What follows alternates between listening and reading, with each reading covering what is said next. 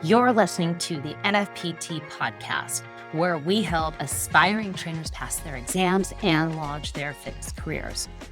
I'm Erin Mahoney, and today I am excited to be sharing something with you that is unique to NFPT, and it's called our Core 4. This is our Core 4 learning model, and this model is what allows us to have the highest passing percentages on a CPT exam within the entire industry. It's part of what makes NFPT trainers the most successful in the industry. And it's really not just about passing the exam, it's also about getting clients results. So let's dive into what this Core 4 learning model is and what it means to you. This Core 4 learning model has two major components.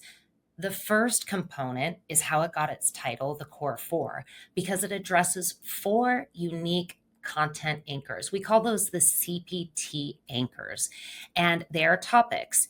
If you listen to previous episodes, you know we talked about testing domains that any CPT exam is going to cover. These aren't testing domains. Instead, they're topics within the testing domain. But why they're so critical for you is because they cross more than one testing domain. So when you know each one of these CPT content anchors, you can answer correctly the majority of the questions on your exam and be better equipped to develop client workouts. So let's dive into what those CPT content anchors are. The first one is muscle fiber types. Now, muscle fiber types are important and they fall into the category of human anatomy. They also fall into the category of human physiology, and they also fall into the category of program design. So, anatomy, physiology, program design, those are three unique testing domains. But this is one topic. And when you know about muscle fiber types, then you're able to answer questions that are related to how many repetitions you should be doing to achieve a particular result, or how long a client should be resting in between their different sets. So that's our first one. Our second one is energy systems. That is your second CPT content anchor. Now, energy systems are part of human physiology, a testing domain. They're also part of program design because they also are going to help you know how long your client should be resting. And again, also how to do cardiorespiratory programming, another program design topic. So energy systems is your second CPT content anchor of the Core 4. Your third CPT content anchor is biomechanic principles.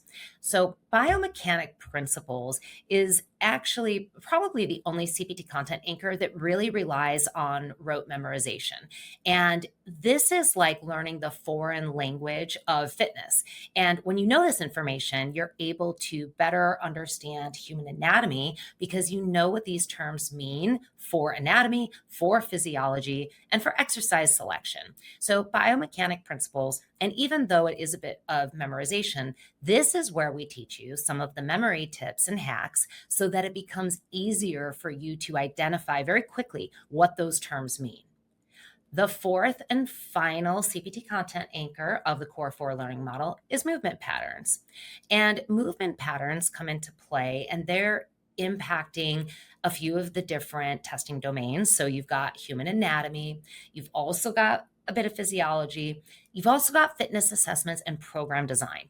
When you know movement patterns, you can answer questions about why the body moves in a certain way and if muscles are overactive, underactive, and what you should be doing about it.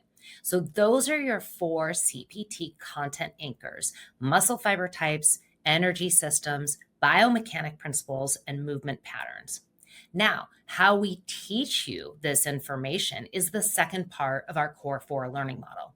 And you can visualize this like a pyramid that's split into three levels. That first level is knowledge. So for each one of those CPT content anchors, we make sure that you know the information. And we do this again with memory tips, mnemonic devices, and so on. But then once you have that baseline knowledge, we transfer you into the second level of the learning, which is application.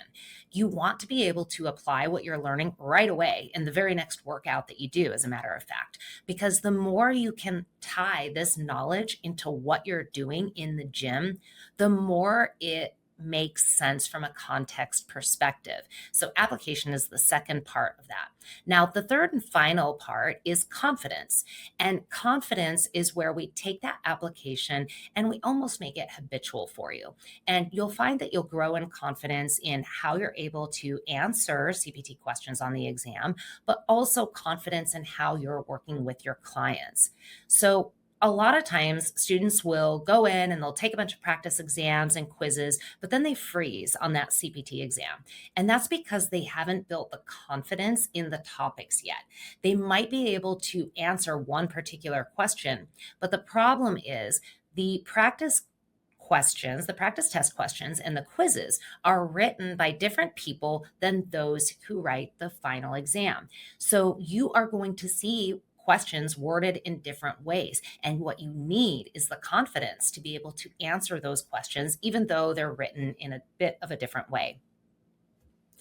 Now, what I want to do is I'm going to walk you through just a few sample questions that the intent here isn't that you should know the answers to the questions. Instead, it's to give you an idea of the way that questions might be worded on your CPT exam and how these critical CPT content anchors come into play. So here is a first example question. What muscles should be stretched when you see a client's knees cave inward during a squat assessment? Now, it's asking for a muscle, so we know that's human anatomy, right? But then it's also talking about what happens during a squat assessment, and that is fitness assessments and program design. So you're really having to look at two different testing domains here. But the CPT content anchor is all about movement patterns. So when you know those movement patterns, you're able to answer this question no matter how it's worded. Here's another question for you. Type 2 muscle fibers rely predominantly on what energy system? So you know that energy systems is one of our core four, but muscle fiber types is also one of the core four. And these are seen in the testing domains of human anatomy, human physiology, and also program design, because energy systems are going to tell you how many repetitions you should be doing and how long you should be waiting for rest so that your body can replenish the energy stores like ATP. Now, the third question that I want to highlight here is, why should clients who are training for maximum strength rest at least 3 minutes in between sets? So it's a why question and it's about rest in between sets. So that's a program design question. But really, if it's just a program design question, then you'd have to be memorizing the rest intervals. However, if you understood energy systems, one of our CPT content anchors, then it becomes much easier to answer the question. So that is a third example. Now, the fourth and final example question goes like this. The agonist at the shoulder during the concentric phase of a chest press is what? Well, we know an agonist is a muscle, and you would know agonist, that's a biomechanic principle, or sorry, that's a biomechanic term. So we're answering a question about human anatomy. But then when we get to the concentric phase of a chest press, well, chest press falls into program design. So you also need to know program design. So here we've got two testing domains. And what those two testing domains are hinging on, the CPT content anchor, is movement patterns. So when you know movement patterns for pushing, pulling, and squatting motions, then you're very easily able to answer this question. All right, so there you have it. That's our core four learning model. And it truly is the NFPT differentiator. And it's why we have an 82% passing rate for the first time of people taking their CPT exam. That's the highest in the industry. And it's hinged on our proprietary learning model. So here's the thing is, if you haven't enrolled in a CPT, definitely take a look at the NFPT CPT core package. So all of our CPT packages give you everything you need to pass the exam. We don't upcharge you for additional features just to pass our exam. Instead, we give you everything that you need to know.